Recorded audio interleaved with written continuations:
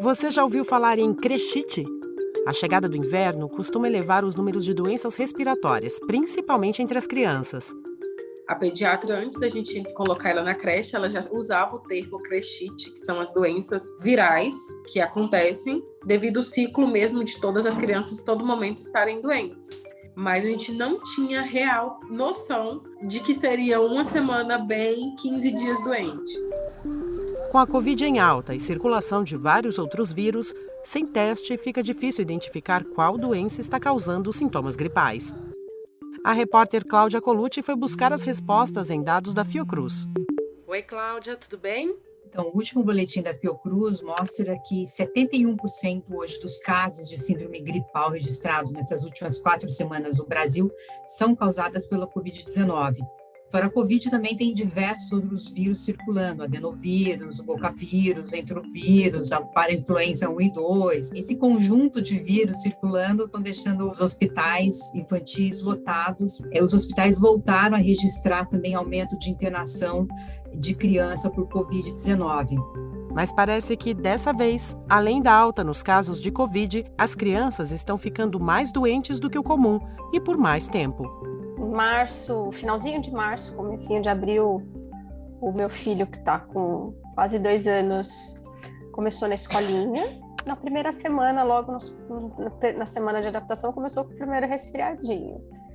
Desde então, não parou mais. O tempo todo, o nariz escorrendo, resfriado. Ele já teve 2 episódios de febre mais alta, né? Já tomou antibiótico, corticoide, já tomou e não para.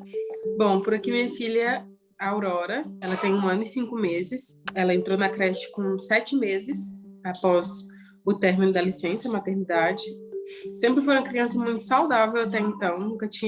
A gente realmente nunca tinha ido ao pronto-socorro com ela, somente as consultas pediátricas. Desde então, desde que ela entrou, 1 mês depois, começaram então as gripes, os longos períodos com ela gripada.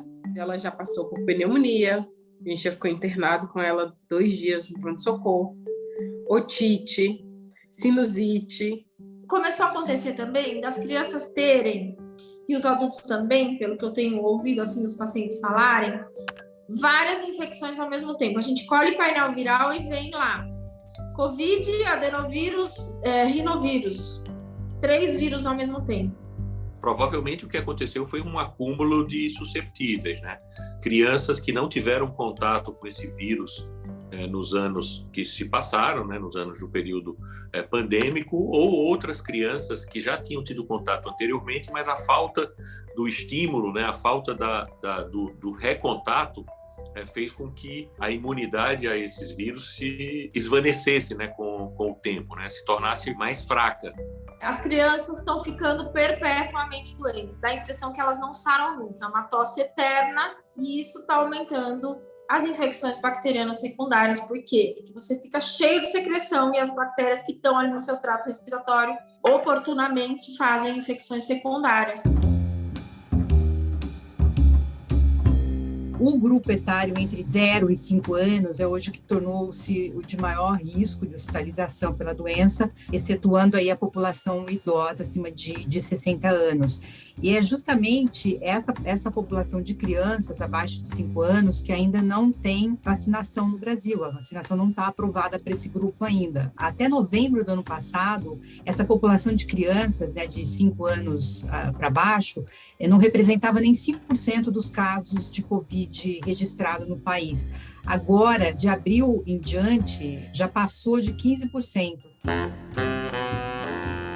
Aquela coisa que a gente tinha, assim, que a gente previa, o vírus sincicial respiratório costuma circular de março a agosto, um pouquinho em setembro, a gente não tem mais. Desde o ano passado, no final do ano passado, quando circulou a influenza fora de época, que também não é uma época de ter influenza, aí teve a Covid, a Omicron, que circulou em janeiro. Em fevereiro, a gente já começou a ter caso de outros vírus respiratórios. Então, metapneumovírus, adenovírus. Adenovírus deu muito, que é esse vírus que deixa as crianças muito catarradas, saindo catarro pelo olho, pelo nariz. Parece que os vírus mudaram de comportamento.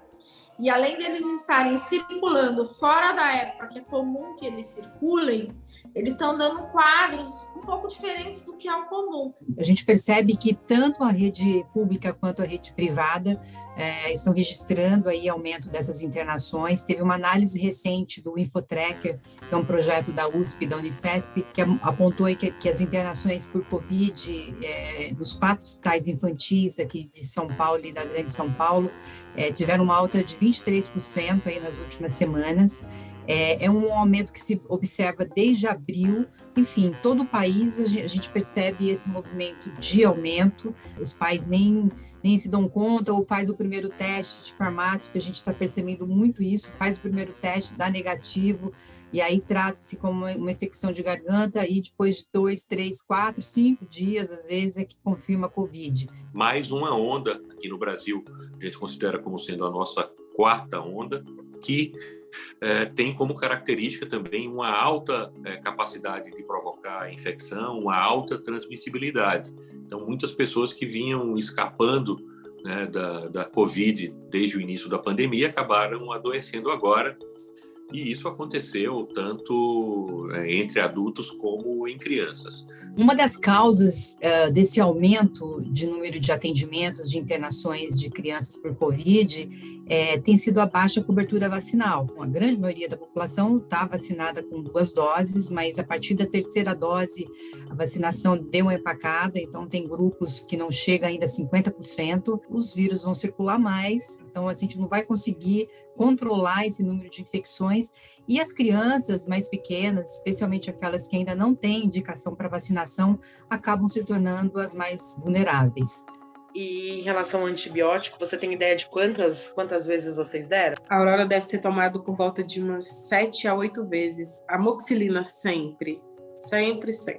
Tanto que hoje em dia, quando ela apresenta um quadro de febre, de tosse, eu espero os 3 dias de febre para poder levar para o pronto-socorro, porque na minha cabeça hoje em dia, ele já tem a receita dentro da gaveta de antibiótico para passar. A primeira coisa que é importante a gente ressaltar é que os antibióticos eles não têm nenhum tipo de ação contra as infecções virais, né? Então, antibióticos são drogas feitas para tratamento de infecções bacterianas.